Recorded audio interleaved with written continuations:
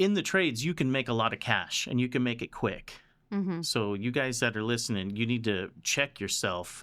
When you get all that money, it's not for buying trucks and cars and big tires and wheels and new trailers and travel trailers. And how many thousands slip out? Oh, I'm gonna go to the city this weekend. Yeah. I'm gonna go a little better Christmas present. Well, before you do all that, you need to put a little investment in some of these programs or meeting people or getting yourself to the right part of the country if that's something to meet people. I think that they just always think the money is theirs and it's time to spend. From 20 to 30 sub-trades per job. $35,000 a You week. will be licensed 10 years next year. You've mastered the trade. Now you need to master the business. All right. This is the Build Line, episode 10, Finding the Right Room to Be In. But before we get started with that, let's say we don't have any sponsors yet. It's just us. Yep. And we need all the subscribers and the likes and the comments and send it to somebody. We need all that to track on, whatever they track on so we can have more, bandwidth out there in the world. So I know a lot of you guys are listening and we appreciate it, but, hit the button. Yeah. Hit I think the follow. we got a couple reposts, some shares about the podcast. So that was awesome. I think it's cool to see people engaging in what we're doing. And so if you can continue to share, repost, tag us if you're listening. We appreciate it. Mm-hmm. That's awesome. Well, welcome to the Build Line. Hi, Jerry. Hello. It's just you and I today. Yeah. Ooh. It's cold in here now, but I think we're going to warm it up. Oh, this is going to be a hot topic. This is going to be a hot topic. It's definitely going to get spicy. I think finding the right room is a challenge. Today, we're going to talk about who you surround yourself with, what that matters, both in business, professionally, the mindset, the mentality, all the things. Yeah, all the things.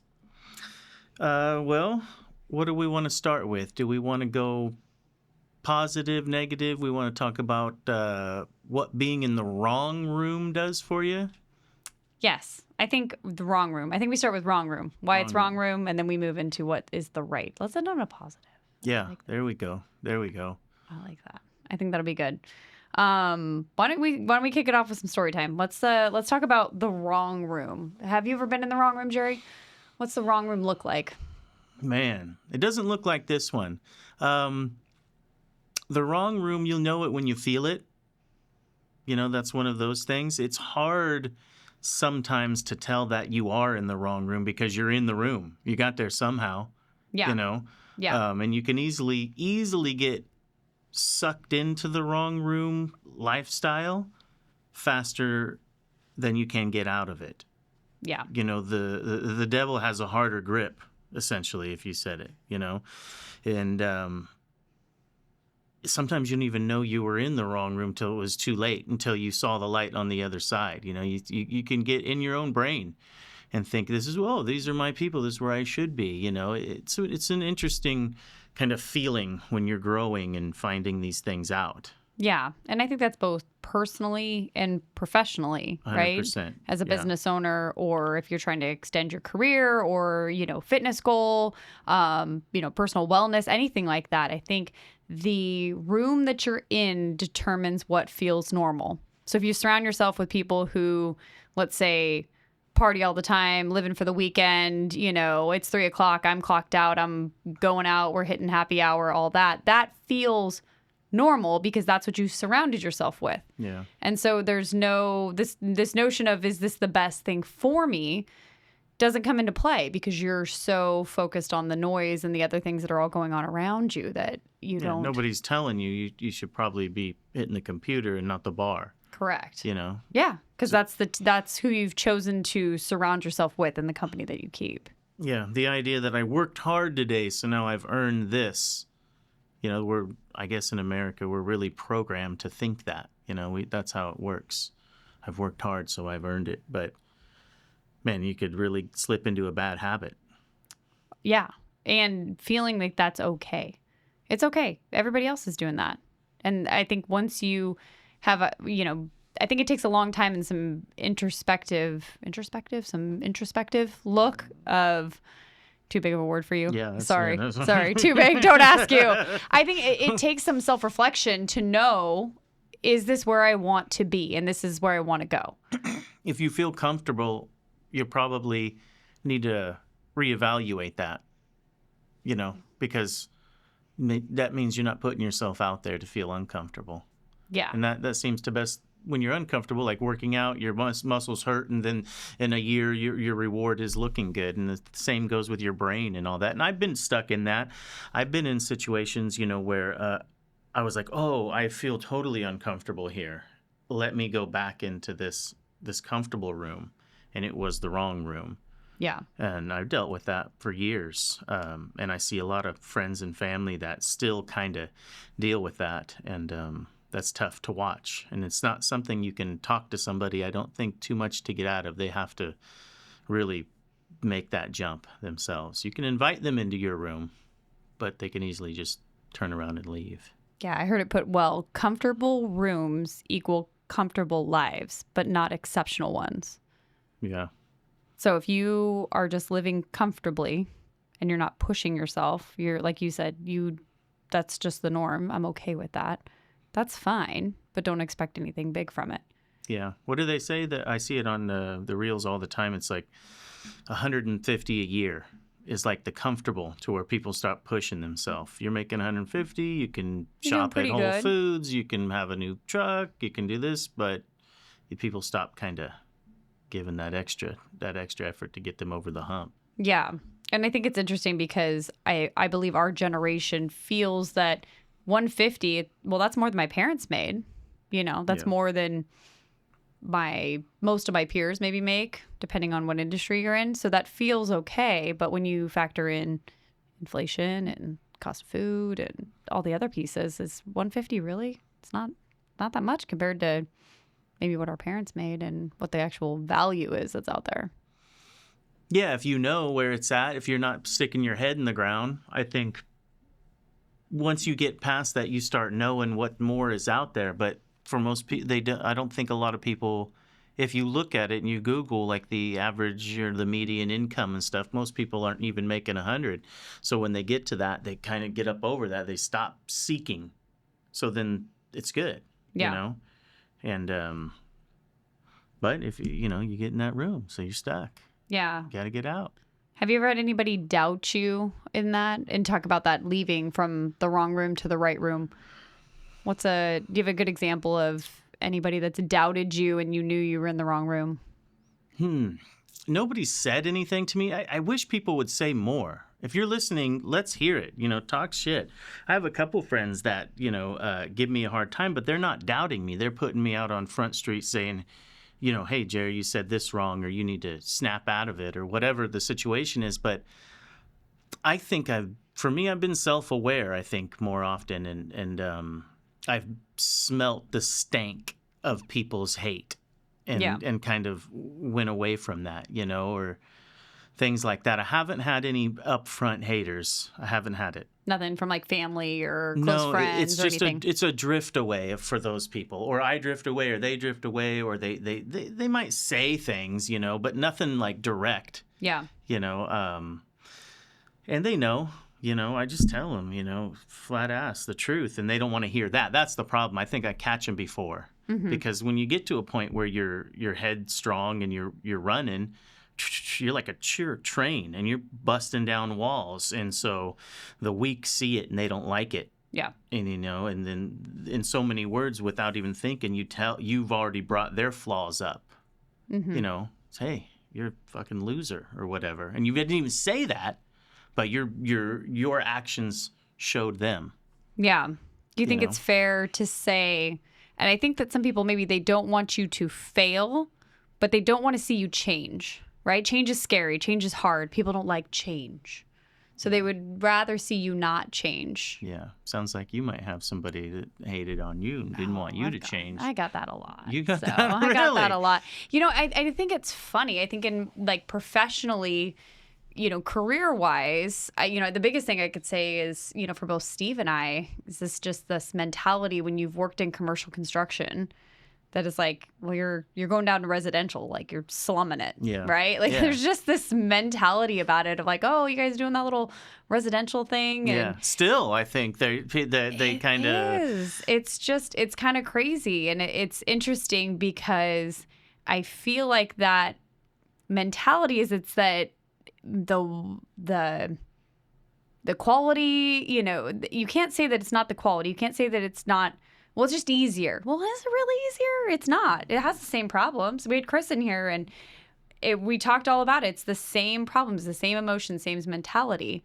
It's just in a different venture. And so I feel like some of those people, you get in that room and they're like, oh, that's not for you. That's not that great. And it's like, well, no, it's actually It's pretty great. it's pretty great, Yeah. actually. It's a good environment. It's a good community. You get yourself around the right people. You get involved with more people that are driven versus I feel like commercial, it's you show up, you're on a job for 5 years. It's kind of ho-hum, All right, I'm moving on to the next hospital, train station, Yeah. big build for the next 5-10 years. You do 5 of those in your career and you're done.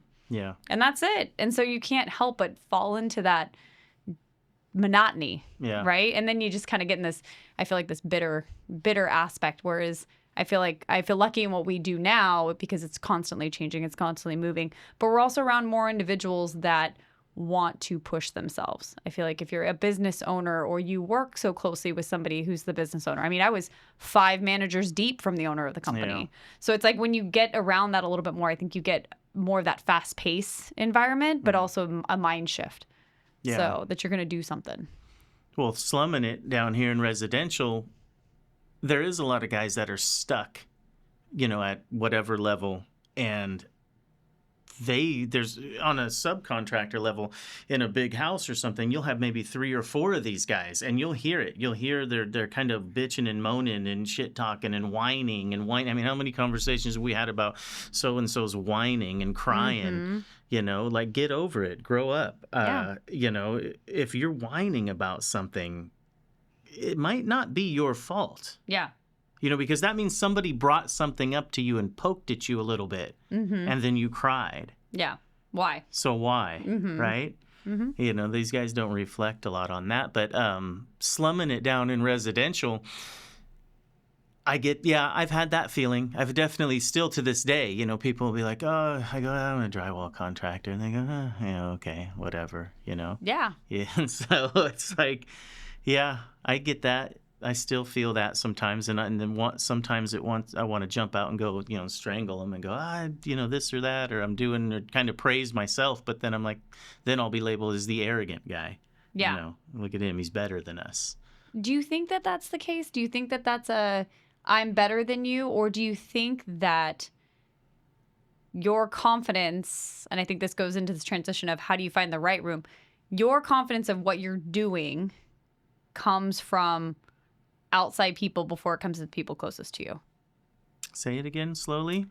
So the confidence that you have in what you're doing, that affirmation that you're doing it right, yes, comes first from people you don't know before it comes from the people you know. Yeah, 100%. I like being at work because I guess I get more affirmation from being out with you guys. I run into somebody, oh yeah, Jerry, what's going on? Oh, I'm doing this job over here, and we all are in the same world. Now I'm comfortable though. Yeah. Now I'm comfortable all of a sudden. Oh, I just caught myself. Yeah. But it goes back to why we started this podcast and what we're doing, right? Yeah. Like you told me, you're like, I went out running this morning. It's like, Jerry, you're going out running. That's outside of your comfort zone, right? Yeah. But if you run into somebody else, you're at the supply house, you're telling about how you went for a jog this morning, and he's like, oh man, that's awesome. It was 32 degrees. Like, you probably kicked ass. Like, now you're feeling better about it. You're like, okay, I'm going to show up for a run tomorrow. Yeah, and we don't do it into trades. We don't do enough attaboys and thanking other people as we should. Yeah. I think that gets lost because of the male ego of me, I'm the better one. We need to work on that a lot. We need to help out our fellow tradesmen and get our own room. With them. Get a room, guys. We should get a room. that took a turn. Well, it's funny that you say that, and here's a good nugget if you're thinking of ways to implement it or ways to do that. Janae, our project manager, has started this new thing where she's closing out a job and that she's PM'd on, and she'll send out an email to all the sub-trades that have worked on it to share that we've turned over the job, you know, some good milestones for the project, whether we were on schedule or, you know, there was a little bit of the story of why we were building the job and, you know, kind of how it finished out, a couple finished pictures, because maybe you haven't seen it since it got painted or countertops went in or those kind of things, and sends it out to everybody. And it's been cool seeing these messages back from the subs that are like, oh, this is awesome. Like, you know, thanks for sharing, or I'm going to pass this on to my team and stuff. And I think that, again, it goes back to that mentality shift you're talking about of giving that attaboy and putting that back on the subs. Yeah, we need it because a lot of us are in this for life. Yeah. And have been, and like after years, you know, the mundaneness of it. So doing that is nice, and I appreciate that, and I think we need to keep that up, you know. And it creates a community. It does. I just think in general, they're across the board in life. Just there's thank you, right? Everybody says thank you. I scold my kids to say thank you, right? Yeah. But how much do you do to say just a little bit different, and a little bit extra to make somebody else feel good? Yeah. Right? If you're out to dinner, if I have a server that does a really good job, I will make a point of, hey, you are killing it. You're doing such a great job. I can see it slammed in here.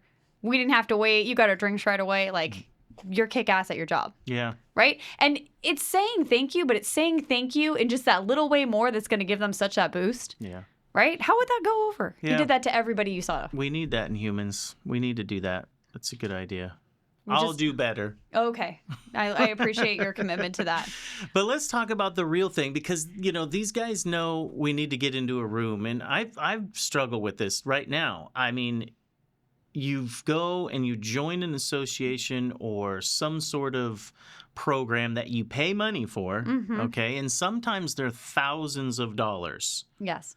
And if you're, you know, not doing multiple millions and, you know, that's a big nut to swallow. And you get in there and what do you do? And it's the wrong one, you know, and I don't know. I don't agree with the thousands of dollars deal. You know, it's like almost like church. Like it's like each association is come here and this will help you out. This will help. Well, what if I don't need anything except camaraderie? Yeah. In my group, where do we go for that? That's my question. Yeah. Like there's all these associations to help me. Maybe I don't want to find more business. Maybe I don't need a sales coach. I don't need you to look at my financial situation. I just want to be around more entrepreneurs and just talk. Yeah. And hear their stories.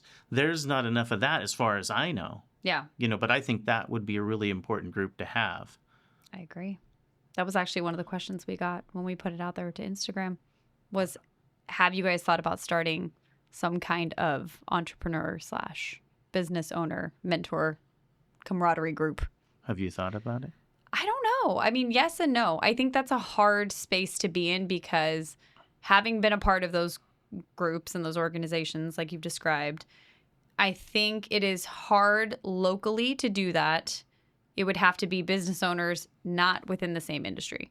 Because I think if you got a bunch of contractors or people who work in the construction space together in one room, I don't think anybody would come to that raw and genuine.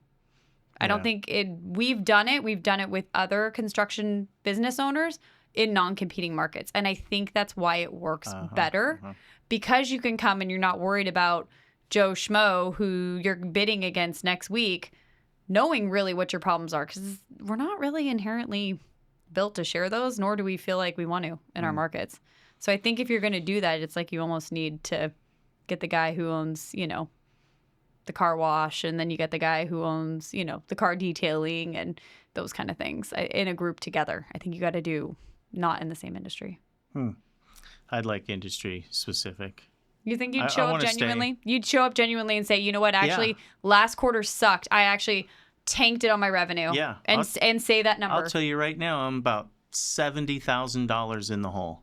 Yeah. I had an 8-week slowdown, and we weren't really making any money. Things were going on. I don't mind sharing because people like you or other people, they go, yeah, that happens. Yeah. You know, slow down. But the gate's open and we're back, and I'll probably get it back full. The tank will fill up. Things will go good. And then in 8 months, I might have another one or something. Yeah. You know, hopefully not. But you never know. Shit happens. And but people need to hear that and go, oh, wow, okay, well, I'm not going to give up, Yeah.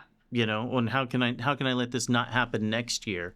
And that's what we need. We need people like that, and that aren't our parents or somebody, Yeah. and then that's the right room we need to get into. Maybe I'm a doubter. Maybe I just doubt people not coming with the genuine Well, answer. Well, you need a leader. It's almost like we need an Alcoholics Anonymous for contractors.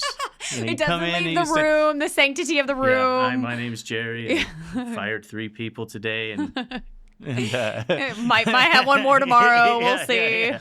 My truck payment's due. I like the full transparency, I think that's true. I think you also have to end up in those rooms though where people are challenging you. I think some of the challenge, we talk about wrong room and right room. Yeah.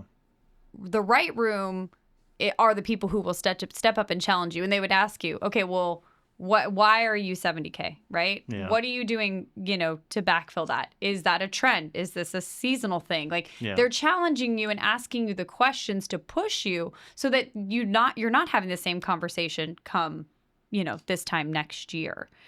And so what I always think is that if you're not being challenged, it's not going to feed you. It's not going to help you. And if you're the smartest person in the room, then you're in the wrong room. Well, who's that been for you? Who's challenged you if not in a group setting? So we are a part of an organization called Remodelers Advantage. It's other business construction owners. It could be business partners. There's husband, wife. There's variety all throughout the U.S. And you get put in a group, 6 to 8 companies, and similar size in terms of revenue. Typically doing the same kind of work in terms of some job types, those kind of things. But you're in the room and you have a goal that you've set, and they're challenging you. What are you doing to make your budget this year? What are you doing to do your revenue?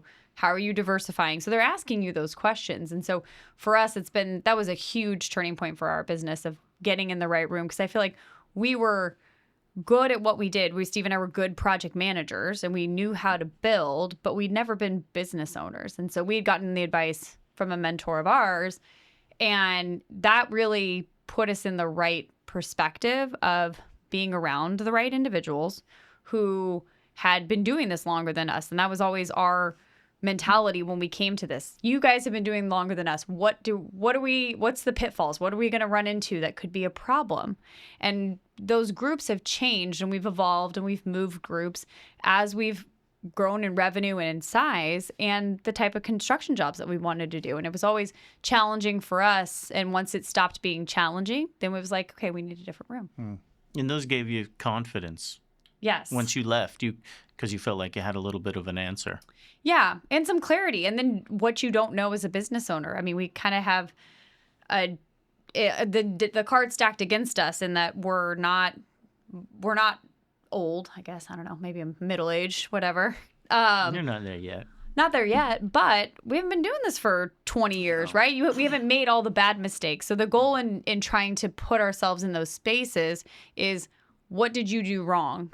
What are we not looking at? Where do we have our blinders on? And I think having that mentality going into it, not just having an ego of, well, I did X amount and we grew tenfold, in the last 2 years, and we're going to kill it on revenue, and we're going to make a great net, and we got it all figured out. It's like, if that's what you're coming in for, then you're not going to get what you want out of it. You're going to get a deflated ego by the time you leave. Sometimes you need a deflated ego. So think about the guy that's been in business. What would you say to him? He's, 20 years in, he's still just not hitting these situations, and he's kind of embarrassed maybe to put himself out there. It's been this long, but he knows he needs it. Yeah. What do you say to that guy? Like, he's got to get out of his own. He's got to get out of his own way. You're in your own way. And unless you're showing, and I'll give RA, Remodelers Advantage, the shout out for that, is because you come transparent. You come because you want to make a change to your business. And so unless you're showing up in the room saying, okay, I'm here, I'm ready for all the feedback, there's no reason to be in the room. You're wasting tens of thousands of dollars to be there.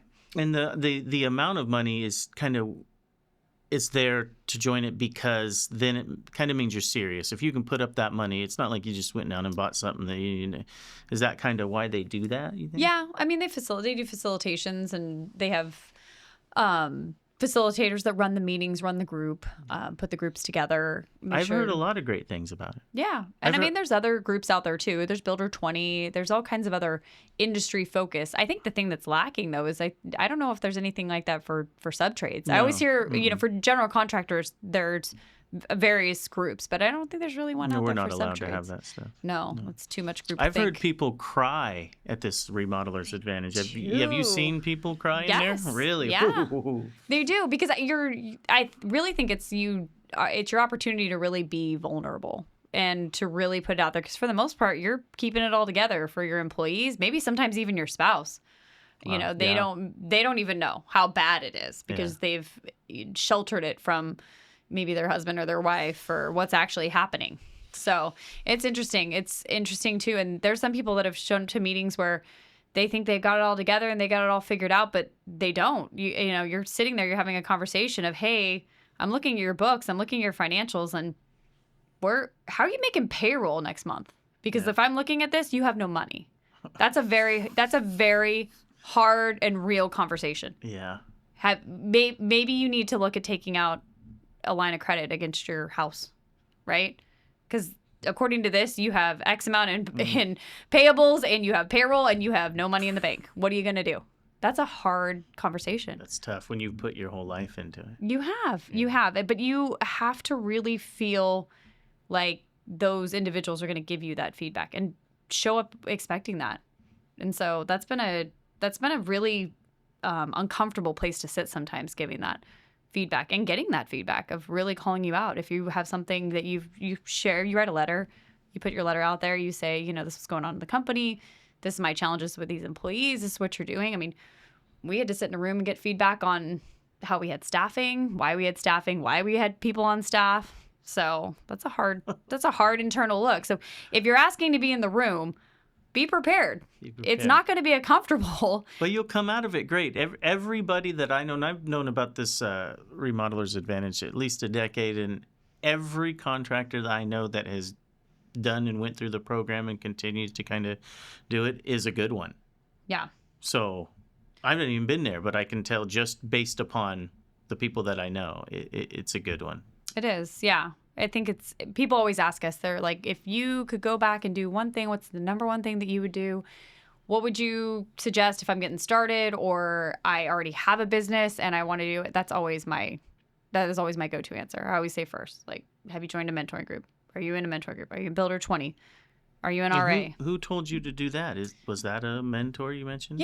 Yeah. So a good friend of ours, Dave Domenichini out of Morgan Hill. He was actually Steve's mentor. He was actually a friend of Steve's before we ever even started the business. He was a car guy.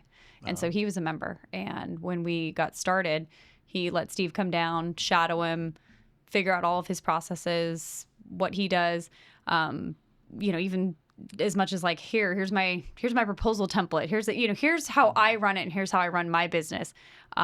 Steve went down, kind of came back with a little bit of his playbook. We put our pieces in place. I went down there about a year after that, and we refined the process. And it's been really cool because he's transitioned and he has a new GM that's there now. And then his GM has come up and has then shadowed us last year. Oh, wow. So it's gone full circle almost 8 years later. With new, leadership team, new ownership on what they're doing and refining their process now that they have new ownership. So It's been cool. Yeah, down in the slums here, there's not a lot of mentors, I think, that people get. I don't know. I feel like a lot of us trades that came out of the ground as a tradesman, we're not surrounded enough by other people. It's like all of our own same, so we don't know where to go or how do you find that person or ask them. Yeah. That's the vulnerable situation there, just asking for help, especially if you're in the same town. Yeah. What would you do if let's say another drywall contractor in town hit you up? Jerry. In town? Yeah. Man.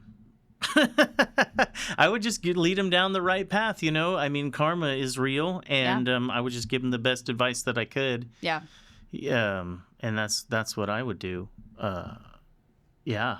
I wouldn't know how to really like be strategic about it, but I mean, to answer all the questions to the best of my knowledge and hoping the best, right? Yeah. At the end of the day, you can lead that horse to water, but he's got to drink, Mm-hmm. and I feel like a lot of people use money as a crutch to not do something, to not get out there and get in a room or join a thing like that. And I know money's real, and it's a real problem, but this goes back to something I've said before. In the trades, you can make a lot of cash and you can make it quick. Mm-hmm. So you guys that are listening, you need to check yourself. When you get all that money, it's not for buying trucks and cars and big tires and wheels and new trailers and travel trailers. And how many thousands slip out? Oh, I'm going to go to the city this weekend. Yeah. I'm going to go a little better Christmas present. Well, before you do all that, you need to put a little investment in some of these programs or meeting people or getting yourself to the right part of the country, if that's something, to meet people. I think that they just always think the money is theirs and it's time to spend, which I get that feeling. I did that. I was 26 when I got my license. So I spent.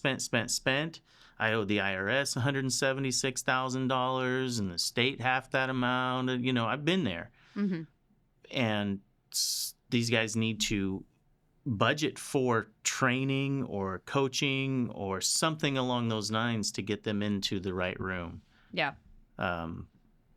So don't give me the money excuse. Yeah. Because I know it's out there. Yeah. As a small business, especially if you're one or two guys. Yeah. Because I know what things pay. You can make a couple, $3,000 in a week easily, just working. That's enough to go pay for a what do you call it? A membership somewhere, get you started. Mm-hmm. So these guys need to do that. Yeah. What if you find yourself in that room? You got the mentorship, you got the room, but it's not the right room. How do you... If I felt it wasn't? Yeah. How do you get out of that without just lighting it on fire? Well, sometimes you got to pay to play and it don't work, right? Yeah. How many times you bought something or did something or got to go, whoa, this isn't going to work. Never mind. Changed my mind. Oops. Yep. Yeah, as long as it's for the right reasons, right? Yeah. I mean, sometimes you meet people and go places and you go, those guys suck, man. They were just all wrong. They were negative, and they might have a bucket full of money and they might have a pretty good sized business, but that could be they're just really good crooks, and those guys are living and they're toxic. And if you go back and I bet you look at their personal bank account, might not actually be as big as you thought. Yeah.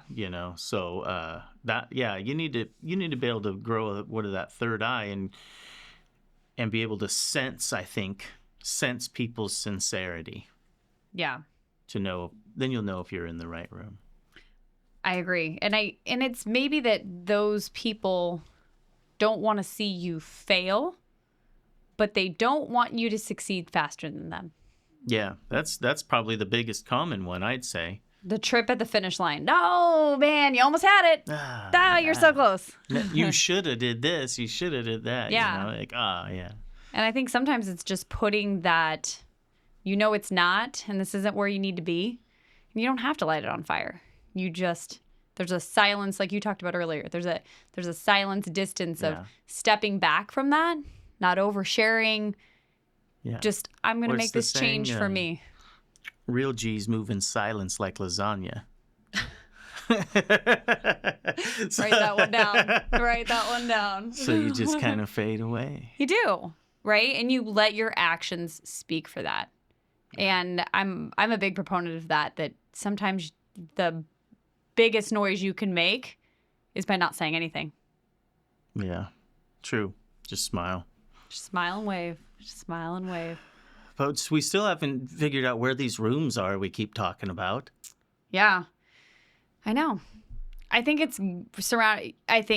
organically putting yourself out there is without fear of rejection. Putting yourself out there, whether that's through social media, through other platforms, going to industry events, groups, meetup, marketplaces, those kind of things. You have to put yourself into a situation of where am I going to find other individuals who think like me. And it doesn't have to be an actual association. I think there's enough of us out there.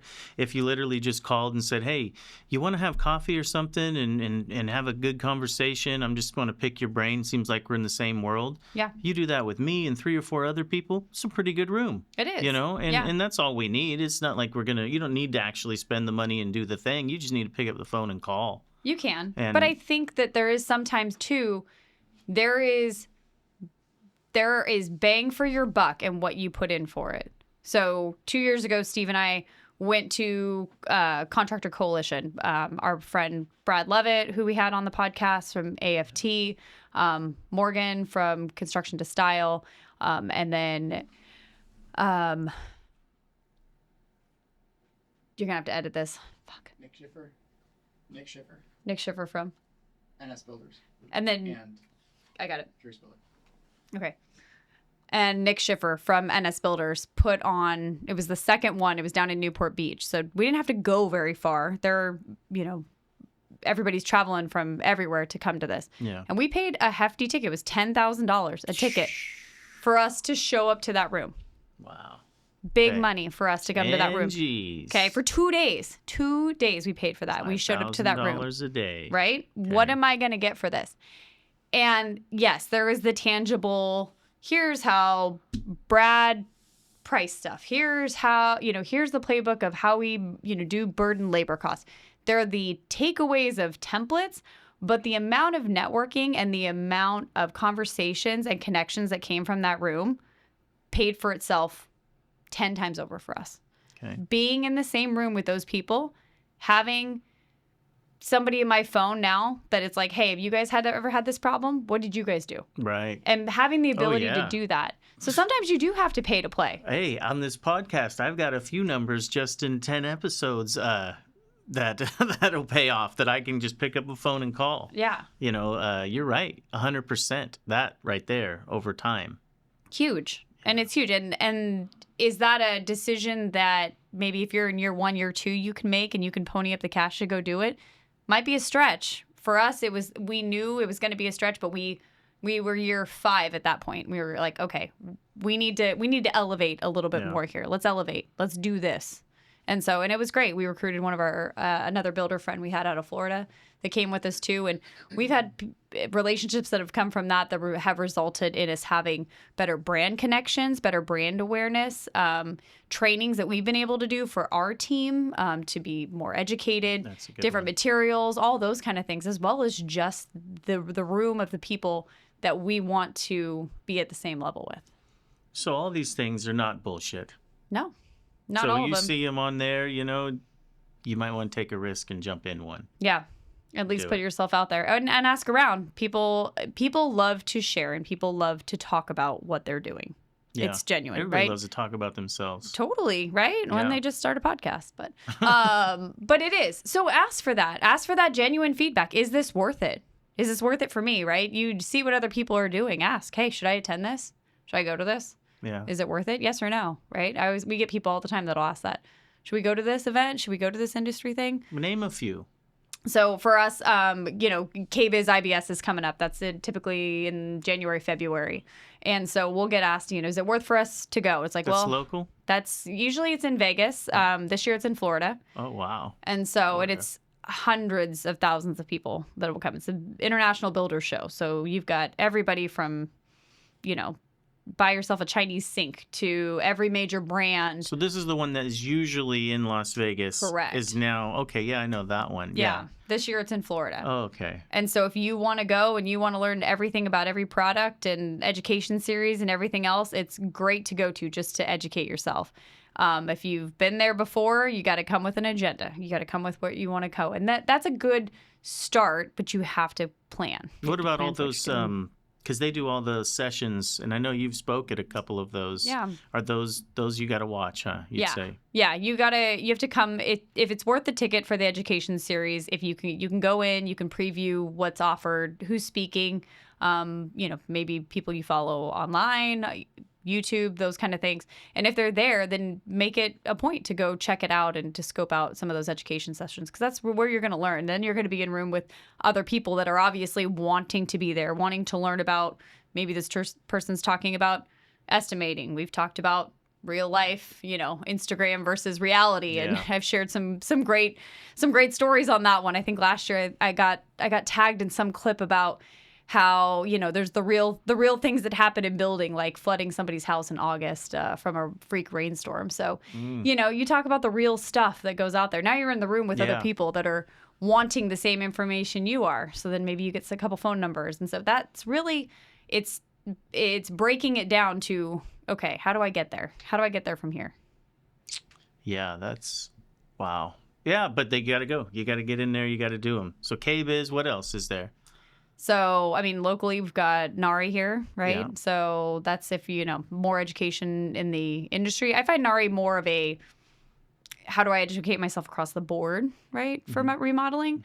If you're getting started, that's how we got networked locally here. And But it is what you put into it. That's what sure. I've learned. It's like with these, like the Nary thing, you have to show up and you have to ask yes, and you have to talk to people. Yes. And you'll be in the right room. yeah, And you'll figure out if you're not, or if you are, but you have to ask and do it and go. yeah, So you could pay all the money, but if you don't actually open your mouth, then it's worthless. yeah. And NARI, That's the hardest, I think, for people. Is putting yourself coming out out there. of your shell. Yeah, I know it's been for me. It's I think tough. that's the overarching theme, I think, that we're dancing around here when you're talking about getting in the right room. I think it really is putting yourself out there and being okay with that. I mean, you have a storefront. People could literally just walk right in here. They could. Yeah. And you're sitting at your desk. What are you going to do? Just tell them to leave? No. You're going to go, hey, nice to meet you. What are you up to? Yes. And they could leave. They could be here for 15 minutes and leave with something that could brighten their day. Yeah. And there's 20 of you guys within half a mile of here. Correct. So, Yeah. We get it a lot. We get quite a few people that'll reach out via Instagram. We'll get people to come by the office. Steve and I will get emails a lot, actually. And so I always respect the people that reach out, and Steve and I try really, really hard to make time for that, because we are running a business and, we have kids and all those kind of things. But I always think of it is, if anybody's brave enough to put themselves out there and ask, then I want to answer. Yeah. Because Yeah, it's you're a right. lot. It's hard. That's a hard piece. It's tough. We're inherently private, I feel like, most of the time. I don't know. There's some individuals that have no problem just putting it out there. But I Yeah. know for me personally, that's not my thing. As much as I sit on a podcast and I talk to clients and I talk to customers, that's not my genuine nature to just put all of it out there. That's It not who takes I a am. long time to get comfortable to ask. Yep. It does. When I started, my dad told me you have to go down and go right into the shop at 5 o'clock in the morning, and you'll know who the boss is because he'll look like the boss, and you ask him for a job. Yeah. And that started at 17 and 18 and 19. And you continually, over decades of doing this, it becomes a little easier, but it's not always easy. It's hard. So a lot of people, I mean, you drive right up in front of somebody's building, you get scared and turn around and leave. Mm-hmm. Yeah. So you got to get out of the car, go in and ask for help or advice or something. Yeah. And same when you join these associations or groups or whatever it is, you got to get in there and ask and start talking and mixing it up and be vulnerable. And if you tell a story how you screwed up, I guarantee there's somebody there that's either done it twice or is doing it now. Yeah. Vulnerability. Yeah. It makes it. You got to open up the room too. Somebody sometimes has to be the first. Yeah. Yeah. Yeah. So- Most people aren't going to show up. There's too much ego involved. They're not going to show up and talk about how they don't have it all figured out. And so it's the check your ego at the door really has to happen. That's, I say, the AI, my name's Jerry. I'm here to- Exactly. Yeah. I gotta got leave one, it. as you said, the house flood. I had a guy flood the toilet in the people's house. He went to the bathroom, and then he's working on the kitchen, and the whole toilet comes a flooding, and the homeowner's freaking out. Yeah. Oh, yeah. It's That's a always good one something. there. And then you're using her towels and everything and Yeah. running around. Oh, that's the worst. Yeah. Well, and I think, we've talked a lot about being in the right room as a business owner, as an entrepreneur, but I think if you're also a manager, a middle manager, in our case, our field manager, our project managers, I think there is also the ability to be in the right room of other individuals who maybe have your position do what you do, or they're maybe running what you want to aspire to, right? Bigger crews, bigger project sizes, those kind of things. Always find where you want to improve or who you want to get advice from. I want to be doing that, right? Yeah. Brad's a great example of that for us, right? I had him on the podcast. We've gone to Arizona a couple times. Steve and I were like, we want to run cool jobs Yeah. like Brad. I mean, what Brad's building in Arizona is insane. So there's not that many of those in Sacramento, but the they're same, here. there are a few, and that's where we wanted to get to. So 6-7 years ago, we asked Brad if we can go check it out, because that's where we wanted to be. So if you can find where you want to go, whether you own the business or you're a project manager, you're, any industry really, right? Find who you want to be or what you would like to aspire to be and pick that person's brain. That's how you're going to grow. That's how you're going to expand. But then you have to do it. You have to you take all that advice and you have to put it down on paper. You might actually have to write something out. I don't know. A lot of people don't like to write things down, but you got to write things down and make goals and work towards them. Yeah. There's a lot of us in construction come up with a lot of excuses or takes time off where we shouldn't, where they're not treating their job like it's a job. They're just trying to get to the end to go play golf or hunting or do whatever anything other. Yeah. I'll do that tomorrow. I mean, you got to literally work 12 hours or 14 hours a day on this if you want it to work out. Life is hard. Yes. It's no different than putting a training plan together because you want to lose weight or you want to train for a marathon. You're not just going to go out and run the marathon, are you? I mean, you can. You're probably going to die, or get severely injured, right? Yeah. I mean, the smart way to do it would be I'm gonna hire a coach, or I'm gonna get a training plan, and I'm gonna start at running 2 miles, and then I'm gonna run 3 miles. You got to work into that, and you got to have a plan in place to go do that. Yes. There's a book out there. I don't remember the name of it, but it was if people didn't have to worry about money, about how their brain would open up to be easier for them to become creative or make decisions better, because you're always worried about money. You're like, I can't do that right now. I've got to make payroll. Yeah. So the first thing is focusing in on your money. I've said this already a few times, and it's because I did it. Yeah. I had all the problems. I made a budget. I stick to it. I get in line at the bank. I'll tell you how many times I went into the bank and said, hey, I need a loan. And they go, get the hell out of here. What is this? When you do your taxes at Toys R Us? I did this for you. My shoebox receipts here. Get the hell out of here, So you got your bank involved. You got to figure that out. You got to figure all this stuff out and budget properly, live below your means, which is easier said than done. And I spend all the time crazy. I shouldn't. But still, I try to keep it in line so I can free my brain up to actually learn something new. Yeah. So I'm not worried about it, because when you're worried about the bills and how I'm going to feed this person or keep that thing going, you're not worried about the coalition summit, and so guys, you got to start with that. You got to come to grips with the money thing and just really budget it, and then you'll figure it out. If the coalition summit's $10,000, you got to put $200 a week aside. Yeah. Literally, you can go online at your bank and open a bank account online. You can go down there and you could write Coalition Summit as name the checking account Coalition Summit, and automatically it'll go from your checking account.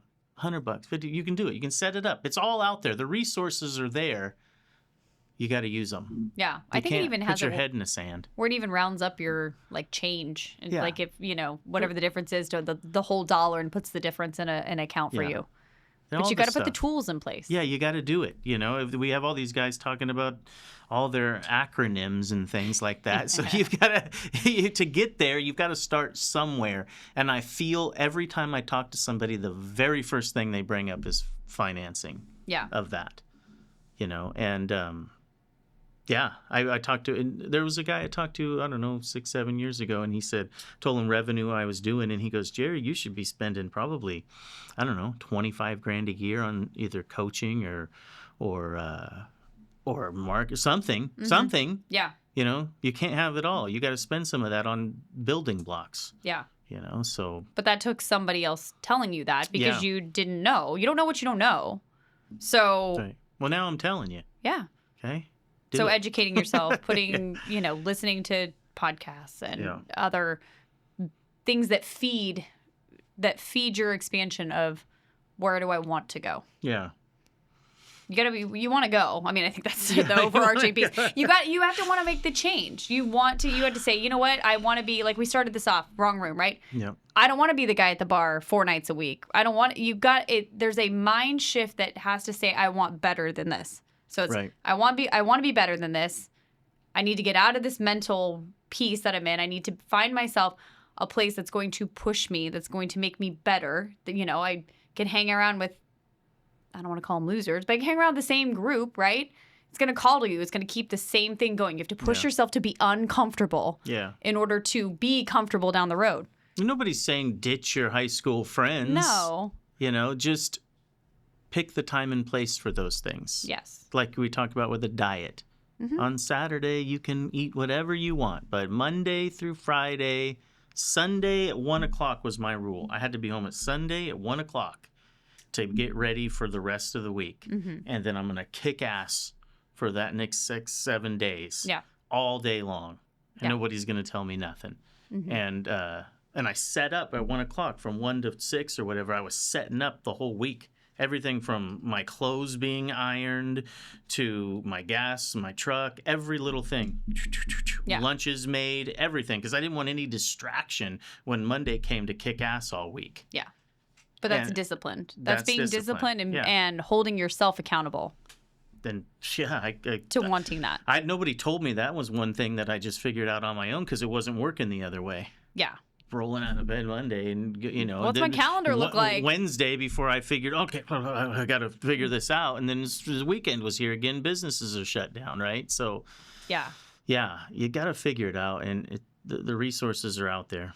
And I think one of the questions that we got on social media when we teased this episode and what we were going to be talking about was, how does physical health relate to business health? And I think you touched on it in what you just said. There is an aspect of physical health and being disciplined. I'm going to show up to the gym. My gym time is from 5 to 6. That goes into, if you can be disciplined on your health, you can be disciplined in your business. And I think those two things go together so well. If you are fit, you're in the gym, you're working out, you got a meal plan, you've got your gym routine figured out, more than likely you probably have the business side figured out because you have that mentality. Mm-hmm. You have that mindset of, I'm training here and now I'm going to go kick ass and I'm going to do a good job for my business, right? I hate to say it, right? But if you're the fat, overweight guy with McDonald's stains on the front of your shirt. I didn't clean that up? Oh, yeah, there you go. You're probably not executing on the business side. How are you telling me that if that is physically how you look, that your business is going to be running great and you're going to be doing just kick-ass work? It's probably not. Your job site's probably a mess, right? Your desk is probably a mess. Hell, what does the front of your dash of your truck look like? I'd say that you're definitely right. And there's a lot of things you learn by having that habit of going to the gym, and that it's to set you up for the day. Yeah. And so that's another thing to get involved with. If you can't get in a room with other people, get in that room. Yes. Because then you're in there by yourself, pushing yourself for an hour, and whatever the time is. Correct. You get in your own room for a second. Sometimes you get scared and put your head in the sand, or you learn from it. Yeah, you're the first one up. You're prepping for your day, right? Or maybe it's at the end of the day, and that's how you're going to put a bow on it, process what happened throughout the day, and game plan for the next. But there is a aspect of making that routine and that discipline a part of this is what has to get done in the day that just sets you up for success. I think it's going to easily translate. I can't say I'm trying to think of all the people we know in the industry or, not even construction, but let's say doctor, lawyer, anybody else, right? If they are physically fit, they are probably doing pretty well at their job. Yeah. Because they are disciplined and they know what needs to get done. And they're going to go in, they're going to have the power list of things they're going to get done, and they're going to knock it out for the day, right? They're not lacking or not meeting a deadline. No, it's important. Self-discipline, self-restraint also. All of it. Yeah. Well, what other questions did we have? What came through the wire? Ooh, what came through the wire? Well, the next one is, how do you put together a team? This doesn't really relate to rooms, but I think it does in terms of the right room for the right job. How do you build a team to build a custom home? And I think part of that goes back to this, have you done it? Do you know what needs to go into it? Are you the right teammates to have on that team? Because it really is. For somebody to ask that, that means they've done it once and it didn't work out. So they're like, how the hell do I build that team? Yes. You know? And so that for you guys is what, vetting everybody and managing us. We all need management. Yes. I think as let's call it the quarterback of the team, right? As the GC, as the quarterback of the team, you're wanting to look at what experience do you have? Have you been to the playoffs? Have you been to a championship game, right? Have you been to the Super Bowl? Like, what does that look like? Have you played in the snow? I'm going with football trends here. Yeah. Are you vetted? Are you well versed in what that is that we're going to go build? Because maybe you're not. Maybe you've never built a modern home that has way more complications with getting ductwork through and no chases and no attic and those kind of things. And if you've never done that, then you're probably not the right person to be on that team. So I think our job, and if we're going to line everybody up and we're calling for teams, we're really evaluating who is going to be the best fit for that, who's experienced in this, who's not. I never like to vet somebody out on a first-time job. That always makes me very nervous. So usually the vet out happens at my house. Let's see how it works. If you screw something up, at least it's at my house. And I can be the one that's mad, not a client. But I think it's really putting your experience out there. And you have an idea because of your experience of what things costs. Yes. So it can't just be cost. It has to be, because I think a lot of guys get hooked into that. Yeah. I'm the cheapest guy, or I'll do it for free. Or I'll way discounted rate. I don't want your discounted rate. Yeah, I just want you to do it at a normal price and do a good job. Yes. I want you to show up. I want you to show up when you're supposed to show up. Do your job. I don't want to babysit you. And I want you to do it in the time you told me to. Yeah. Because I'm banking on you and about 30 other people to do it in the time you said. Because that's the commitment we make. To that person's question is, everything you just said is to the price that you quoted, in the length of time that you said you would do it, and on the date that we both agreed upon. Yeah. The accountability again. Yeah. Because if I'm planning a job, and let's say on a whole home build, fastest 9 months, longest maybe a year and a half, depending how challenging, complicated this is. If I'm shooting somewhere in the middle, and let's say I accounted for my management time, my team, my superintendent, my project manager, my controller, my office manager, to be on that job for 12 months. And if every subtrade goes just a couple days over, and I have 30 subtrades, that's almost 3 months of management time that maybe I might not be able to capture, or I have to go explain if I'm going to go back to the client. Wow, that's a good for that time. I never thought of that. So that's something. That's how that works, huh? Wow. So when people say, I only need a couple more days, and it's Heather's too demanding, or Janae's too demanding, or we're too pushy on the schedule, that is what that means for us. Yeah.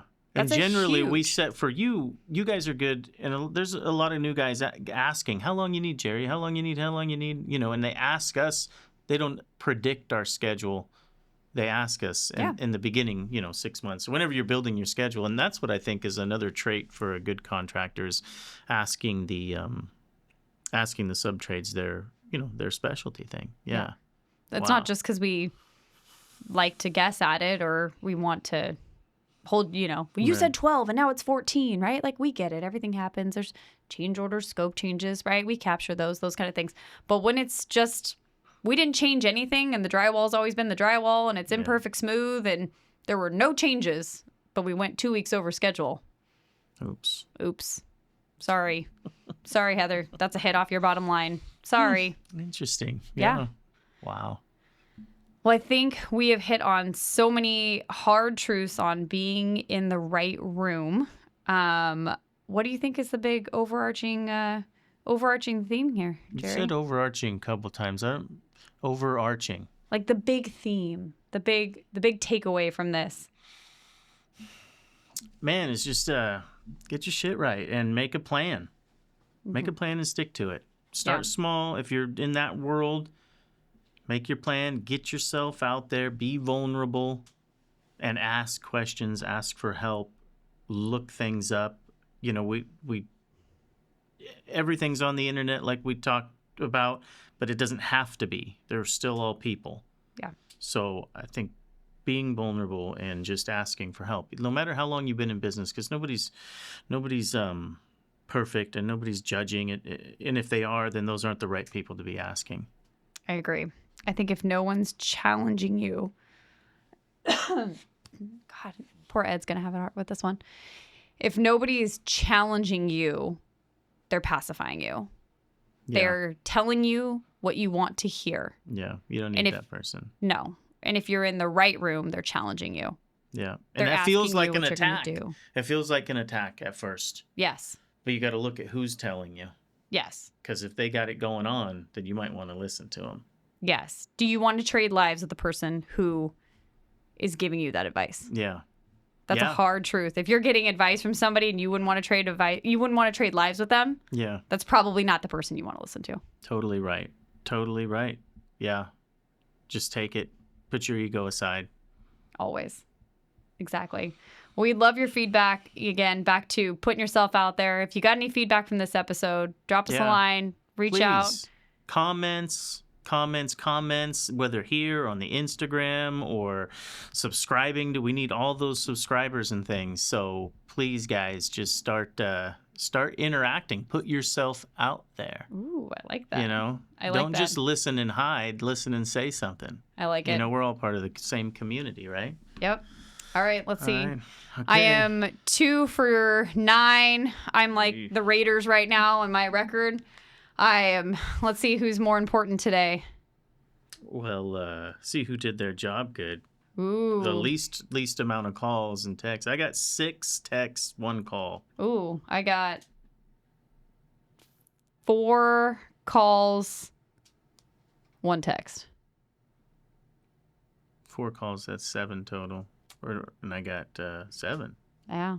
Well, we tied up. Tied up. No, you got Ooh. 6. You got 4 and 2. 4. Yeah, never mind. Again, I Jerry gotcha. beats me.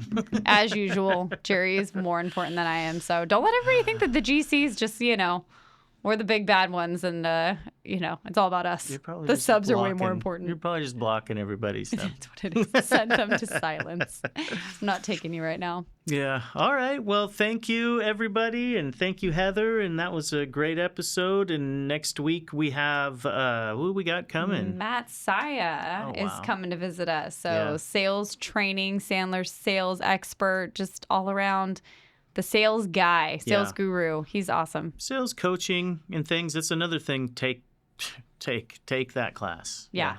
Yeah, for sure. That'll be awesome. All right. Should be a fun discussion. See you next week.